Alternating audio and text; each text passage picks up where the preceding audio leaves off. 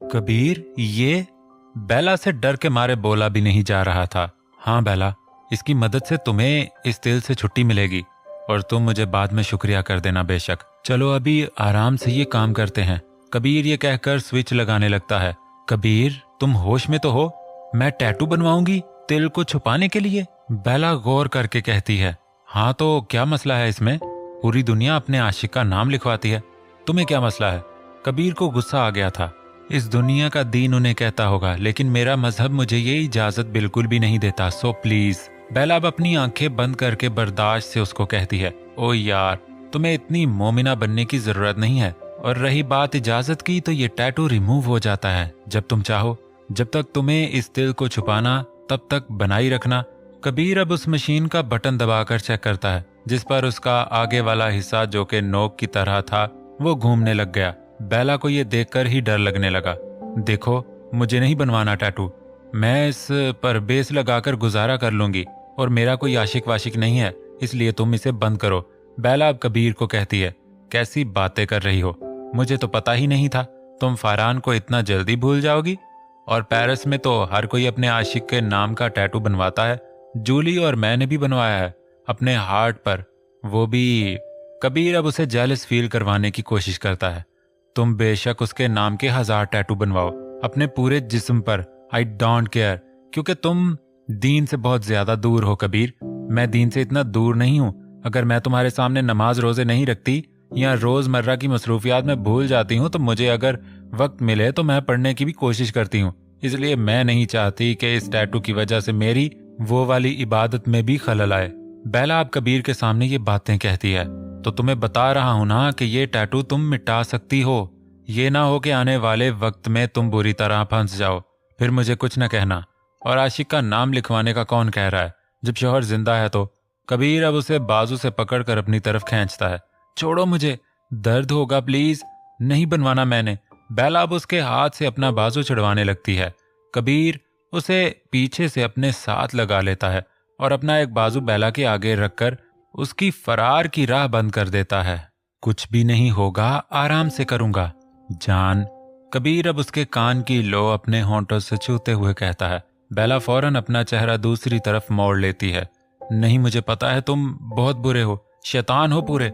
अभी बेला यही कह पाती है जब कबीर उसके कंधे से बाल पीछे करता है और उसकी शर्ट कंधे पर से हटाकर उसकी गर्दन पर तिल की जगह पर अपने लब रख चुका होता है, लेकिन उसके अंदाज में कोई शिद्दत नहीं थी। कबीर के इस अंदाज पर बेला ने अपना सर कबीर के सीने पर टिका दिया। थोड़ी देर बाद कबीर अपने लब हटाने के बाद उसके तिल पर मशीन रख चुका था। बेला को जब मशीन की नोक महसूस हुई तो उसने दर्द बर्दाश्त करने के लिए कबीर के दूसरे हाथ की कलाई जोर से थाम ली। कबीर को जब बेला के हाथ की गिरफ्त महसूस हुई तो उसने बेला का चेहरा देखा, जो कि उसके सीने से लगा हुआ था और आंखें बिल्कुल मीची हुई थीं। कबीर दोबारा अपना चेहरा उसकी गर्दन के करीब ले जाकर छुपा गया। रिलैक्स करो, इस तरह तो तुम्हें और दर्द होगा। ये कहकर कबीर ने उसके तिल पर दोबारा मशीन की नोक रख दी। बेला ने जब मशीन की बजाय कबीर का चेहरा महसूस किया तो उसने आंखें खोल दी, लेकिन अब उसने दोबारा से अपनी आंखें जोर से बंद कर दी थीं। कबीर ने अब मशीन का बटन दबाया और उसको चलाने लगा। जैसे ही उसकी नोक बेला के जिस्म को चीरती गई, बेला की चीख फिजा में गूंजी और उसकी गिरफ्त कबीर की कलाई में भी मजबूत हो गई। कबीर उसके तिल को टैटू बनाकर कवर कर रहा था ताकि उसका नामो निशान भी बाकी ना रहे। थोड़ी देर बाद कबीर ने उस पर से मशीन हटाई और फिर उसके पास जाकर फौंक मारने लगा। बेला को पकड़कर फौरन शीशे के सामने आया, जिसकी आंखें अभी भी दर्द की वजह से बंद ही थीं। Done, now you can see, Kabir ने उस पर झुकते हुए कहा।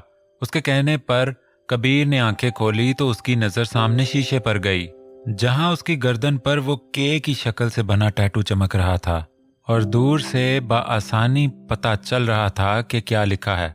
उसकी नजर कबीर पर गई तो वो उसे ही देख रहा था। कैसा है, अच्छा है ना? इस पर आइस लगाना तो रेडनेस चली जाएगी। कबीर अपने हाथ से अपने नाम के पहले हर्फ का उसकी गर्दन पर बनाया हुआ टैटू छूने लगा, जिससे बेला के मुंह से एक सिसकी निकली, लेकिन कबीर ने उसकी परवाह नहीं की और उस के को छूता ही रहा। कबीर, होश में, दर्द हो रहा है मुझे। उसने कबीर से दूर होने की कोशिश की, लेकिन उसकी पकड़ से निकल ना सकी। कबीर ने फौरन अपना हाथ पीछे किया और सामने शीशे पर से बेला के चेहरे का बगौर जायजा लेने लगा। साथ ही उसने अपने लब उसकी गर्दन पर रख दिए, जैसे ये उसके दर्द को कम करेंगे। बेला ने शीशे से कबीर की तरफ देखा तो उसकी नजरें बेला पर ही मरकूज थी। जूली ने अगर तुम्हें ये सब करते हुए देख लिया, बेला ने अब कबीर को कहा, जिस पर कबीर फौरन पीछे हट गया। अगर तुम अपना मुंह उसके सामने बंद रखोगी तो ऐसी नौबत नहीं आएगी, और हाँ, मेरा तो कुछ भी नहीं जाएगा, फंसोगी तो तुम ही। कबीर उसको आंख मारता हुआ कहता है, और हाँ, आज वो आ रही है, पार्टी का ड्रेस लेना है, शायद उसने तुम्हें भी कहेगी, तुम कुछ बहाना बनाकर टाल देना। कबीर की बात सुनकर बेला शॉक हो जाती है। मैं क्या बहाना बनाऊंगी, मैं ऐसा करूंगी, यूं नहीं चली जाती हूँ। बेला कबीर को मशवरा देती है, ठीक है, पर तुम्हारी क्लास तो है नहीं, यूं किस लिए जाना तुम्हें। कबीर अब उसे घूरते हुए कहता है। बेला को इसके बिला वजह पूछने पर गुस्सा आता है। असाइनमेंट का डाटा लेने के लिए जाना है, इसलिए। बेला ये कहकर बाहर चली गई। कबीर और जूली दोनों मॉल में पार्टी की शॉपिंग कर रहे थे। जूली ने उससे बेला के मुतालिक पूछा तो उसने उसके यूनी जाने का बता दिया। जूली ने उस बेला के लिए भी एक ड्रेस लिया जो कि वो पार्टी में पहन सके। थोड़ी देर बाद इन दोनों ने वापसी का रुख किया। दूसरी तरफ बेला लाइब्रेरी से बुक्स इकट्ठी कर रही थी। अचानक ही किसी शख्स के साथ उसकी टक्कर हुई और सारी किताबें जमीन बोस हो गईं। बेला ने सामने खड़े शख्स को देखा तो उसकी हैरत की इंतहा न रही।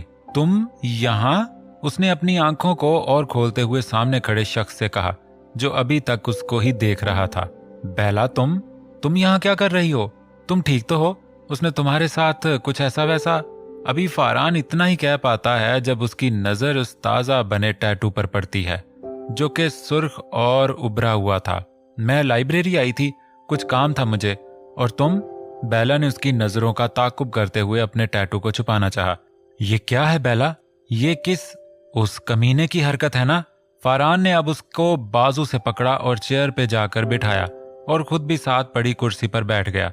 अगर कबीर वहां ये सब कुछ देख लेता तो वो फरहान के साथ साथ बेला का भी कत्ल कर देता, लेकिन वो तो जूली के साथ था। बल्कि ये कहना दुरुस्त होगा कि वो भी जूली के साथ था। मैंने मास्टर्स में एडमिशन लिया है, वीकेंड में होती मेरी क्लासेस। बेला, तुम मेरी बात सुनो, कल की पार्टी में तुम आओगी और अपने साथ पासपोर्ट ले आना। उस कबीर से तो मैं तुम्हें हमेशा की आज़ादी दूंगा और तुम वापस पाकिस्तान चली जाना, अपने बाबा के पास। उन्हें तुम्हारी बहुत ज़रूरत है। फरहान उसके दिमाग में अपनी प्लानिंग डालता है। पर फरहान, मेरे पास तो कुछ भी नहीं है। उस कबीर ने ले लिया था मेरा पासपोर्ट, कपड़े, सब कुछ। मैं कहाँ से लाऊंगी? बेला परेशान होकर उसे बताती है, देखो बेला, अगर तुम कबीर से छुटकारा चाहती हो और अपने बाप से मिलना चाहती हो तो तुम्हें ढूंढना होगा। ये सब कुछ उसी घर में होगा और कल पार्टी में आकर तुम मुझे दे देना। फरहान, तुम्हें नहीं पता, और कबीर को भनक भी हुई तो वो मुझे तो बिल्कुल नहीं छोड़ेगा, लेकिन उसने मुझे धमकी दिया कि वो बाबा को नुकसान पहुंचाएगा। बेला अब अपना डर फरहान को जाहिर करती है। बेला, तुम्हें थोड़ा सा रिस्क तो लेना ही पड़ेगा। बस एक दफा तुम अपना पासपोर्ट मुझे दे दो, मैं तुम्हारा वीजा लगवा कर तुम्हें वापस पाकिस्तान भेज दूंगा। फरहान अब उसका हाथ पकड़ के कहता है, बोलो, मंजूर है? बेला अब उसके चेहरे को देखती है जो कि पुरअज़्म होता है और इस बात पर उसे दिलासा मिलता है। मैं ये जरूर करूंगी। अब बहुत हुआ, अब मैं और कबीर के चुंगल में नहीं फंस सकती। ये सुनकर फरहान अपनी मुस्कुराहट उस पर उछालता है। वो दोनों अब घर पहुंचकर अपनी शॉपिंग देखने लगे। कबीर ने उसे ऑफिस वर्क कहकर उसे वापस जाने का बोल दिया। वो नहीं चाहता था कि बेला के आने पर वो इसका टैटू देखकर खामखा का वावेला मचाए, इसलिए वो थोड़ी ही देर बाद अपने रूम में चला गया। उसके बाद जूली वापस चली गई।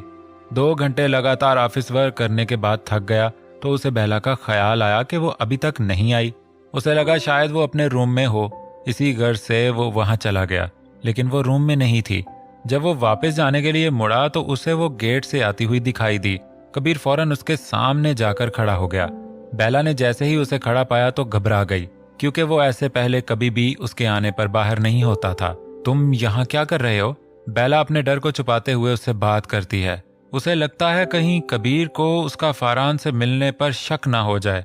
मैं जो भी कर रहा, उसे छोड़ो। ये तुम्हारा चेहरा क्यों इतना घबराया हुआ लग रहा है? कबीर अपनी आंखें सुकेड़ते हुए उससे कहता है और उसके पास कदम बढ़ाता है। नहीं, मुझे कुछ भी नहीं हुआ। वो असल में तेज चलकर आई हूँ, एक्सरसाइज करती हूँ मैं वापसी पर, इसलिए। बेला अब उससे हकला कर बात करती है। श्योर, एक्सरसाइज, और वो भी तुम? तुम्हें क्या जरूरत है? कबीर उसका सर तपात जायजा लेते हुए कहता है। देखो, तुम्हें कोई जरूरत नहीं है, तुम्हारा फिगर बिल्कुल ठीक है। कबीर अब उसे आंख मारते हुए कहता है, नहीं, अब मतलब मैं अपने लिए एक्सरसाइज भी ना करूं, तुम इस पर पाबंदी नहीं लगा सकते। मेरी मर्जी।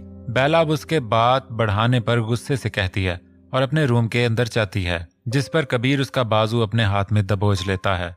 कितनी दफा कहना पड़ेगा तुम अच्छे से पेश आया करो, मेरा खून ना खुलाया करो। और क्या तुम लगा के रखी होती है? आप कहा करो मुझे। चलो, शौहर की हैसियत से ना सही, लेकिन तुम पूरे 8 साल छोटी हो। कबीर अब अपने दांत पीसकर उसका बाजू उसकी कमर पर लाते हुए कहता है, इस तरह करोगे तो मैं तुम्हें आप तो बिल्कुल नहीं कहूंगी।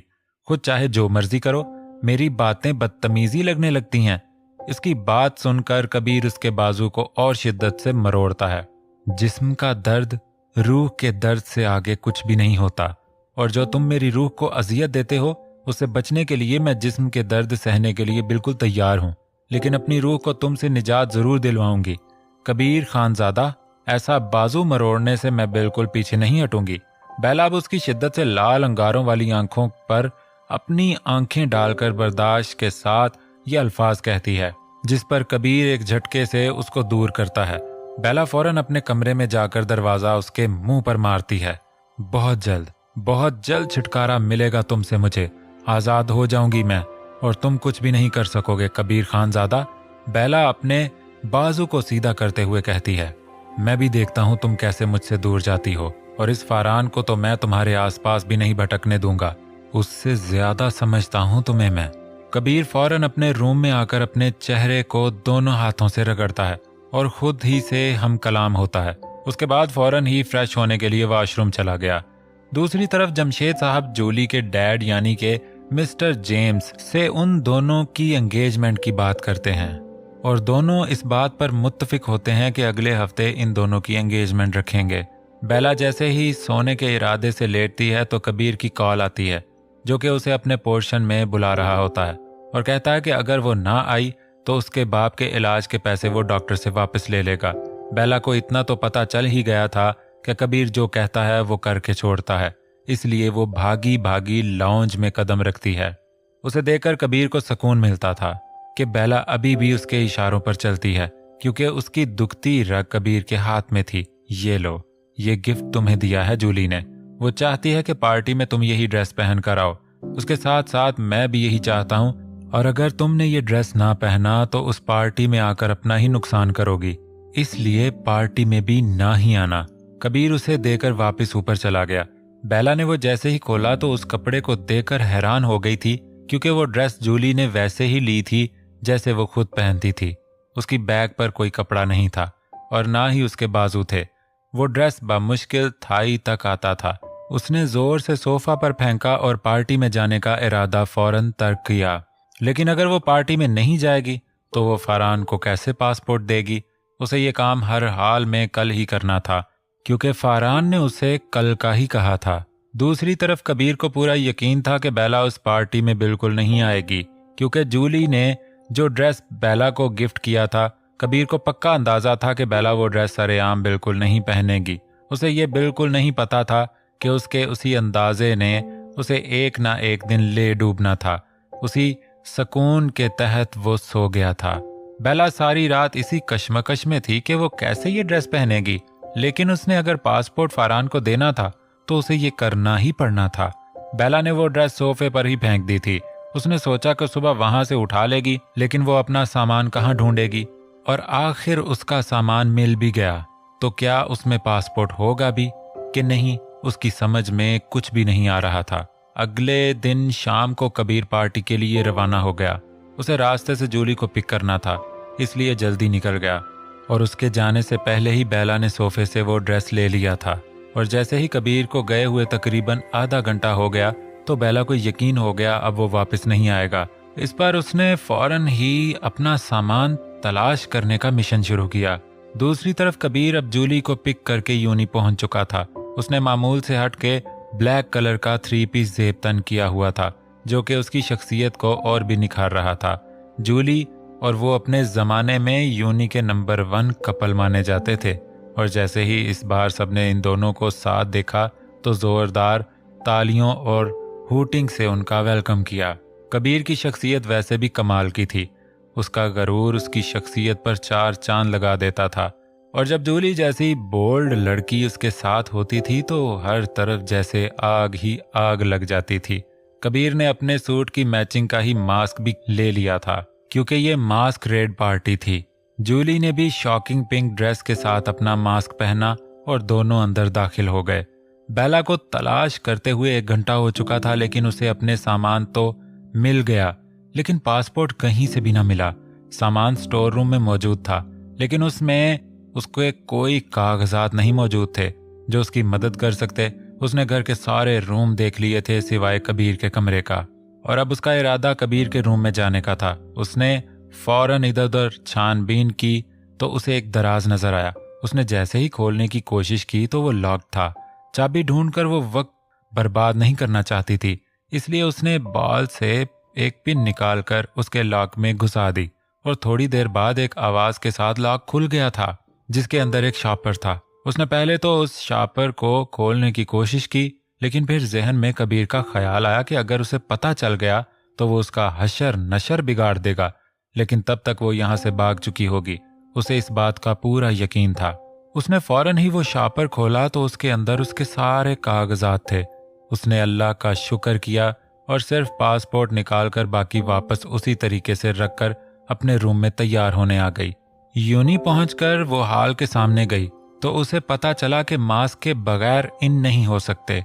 उसका वो ड्रेस डीप रेड कलर का था, जिस पर उसने होंठों पर उसी कलर की सुर्खी लगाई हुई थी, जिस पर उसने अपना सीना छुपाने की खातिर अपने बाल खुले छोड़े हुए थे और थोड़े से आगे की तरफ सरका कर कुछ पीछे किए हुए थे। बिलाशुबा वो एक हुस्न का पैकर ही लग रही थी। उसने एक रेड और ब्लैक कलर का मास्क पसंद किया, जिस पर एक छोटा सा मोर का पर बना हुआ था। उसने उस मास्क से फौरन अपना चेहरा ढांप लिया और अपने शोल्डर में पहने हुए बैग पर हाथ रखा। उसमें किसी चीज का एहसास हुआ तो उसे सुकून मिला, क्योंकि वो एक ही मकसद के लिए आई थी, सिर्फ अपने मकसद की कामयाबी के लिए। उसने खुद को इतना बदला था और वो अपने मकसद को तकमील देगी, इस बात पर वो पुरअज़्म थी। यही सोचकर उसके लाल होंठों पर मुस्कुराहट आ गई और उसने अंदर की तरफ कदम बढ़ाए, जहां हल्का हल्का म्यूजिक चला हुआ था और उसके साथ ही रंग बिरंगी रोशनी चारों सू फैली हुई थी। हर कोई कपल में ही था सिवाय इसके और एक और शख्स के, जो कि इसी का इंतजार कर रहा था। अभी वो फरहान को तलाश कर रही थी जब किसी ने उसके बैग पर हाथ रखा। जैसे ही वो पीछे मुड़ी तो उसने बेला को थम्स अप किया और बेला को समझ लग गई कि ये फरहान है, क्योंकि मास्क में होने की वजह से वो उसे पहचान नहीं पा रही थी। कबीर और जूलियाना भी बाकी कपल्स की तरह डांस में मशगूल थे, जब अचानक ही जूलियाना की नजर उस पर पड़ी। वाओ, ये ड्रेस तो इस पर बहुत अच्छा लग रहा है ना कबीर? जूली कबीर के साथ डांस करते हुए कह रही थी और बेला को देख रही थी, जिसने फौरन ही अपने बैग से पासपोर्ट फरहान के हवाले कर दिया। किसकी बात कर रही हो जूली? कबीर अब उसे घुमा कर कहता है। कबीर, बेला की बात कर रही हूँ, वो देखो, वो भी आई हुई है अपने हस्बैंड के साथ। जूली अब उसको बेला की तरफ इशारा करते हुए कहती है। कबीर जब बेला की तरफ देखता है तो उसके होश ही उड़ जाते हैं, क्योंकि उसे पक्का यकीन था कि वो इस ड्रेस में कभी भी नहीं आने वाली। अपने हस्बैंड के साथ? उसे जूली की बात याद आती है तो वो बेला के साथ खड़े शख्स को देखता है। उसके चेहरे के तासरात तो मास्क की वजह से जाहिर नहीं हो पाते, लेकिन उसकी आंखों की लाल तपश दूर खड़ी बेला जरूर महसूस करती है, जिससे उसे किसी अनहोनी का एहसास होता है। पास खड़े फरहान को उसकी कैफियत का अंदाजा हो जाता है तो उसे काम होने का कहता है और हिम्मत दिलाता है कि उसे स्ट्रांग रहना होगा, इस तरह कबीर से डर कर नहीं रहना, जिस पर बेला पुरसकून हो जाती है। कबीर की हालत देखकर जूली उसे बुलाती है, जिस पर वो होश में आता है। कबीर, क्या हुआ? वो बेला ही है ना? और उसका हस्बैंड है साथ? मैंने यही ड्रेस गिफ्ट की थी, देखो दोनों कितने अच्छे लग रहे हैं साथ। जूली कबीर के साथ डांस करने के साथ साथ उसको सुलगा रही होती है। कबीर उसकी बात सुनकर होश खो बैठता है। जूली, बिहेव। जूली की कमर पर यह कहकर अपनी गिरफ्त मजबूत कर देता है। कबीर, क्या हुआ तुम्हें? You are hurting me. Julie उसकी शोला बरसाती हुई आंखों में देखती है। Oh sorry. कबीर जब बेला की सोच से बाहर आता है तो उस जूली से मुखातिब होता है, बेबी तुम्हें तो पता है ना ये हमारा टाइम है, तो मैं इस वक्त तुम्हारे मुंह से अपनी मेड के कपल के बारे में कैसे सुन सकता हूँ? तुम्हें सिर्फ हमारे बारे में सोचना चाहिए। कबीर जूली के कान के पास जाकर कहता है और उसे दोबारा घुमाता है। फिर एक निगाहे जलन दूर खड़े उन दोनों पर डालता है, जैसे वो आंख के इशारे से इन दोनों को एक दूसरे से दूर करना चाहता हो। होश तो कबीर के तब उड़ते हैं जब फारान बेला को डांस की ऑफर करने के लिए अपना हाथ आगे बढ़ाता है, जिस पर बेला फौरन कबीर को देखती है, जो कि ये सब कुछ पहले से देख रहा था।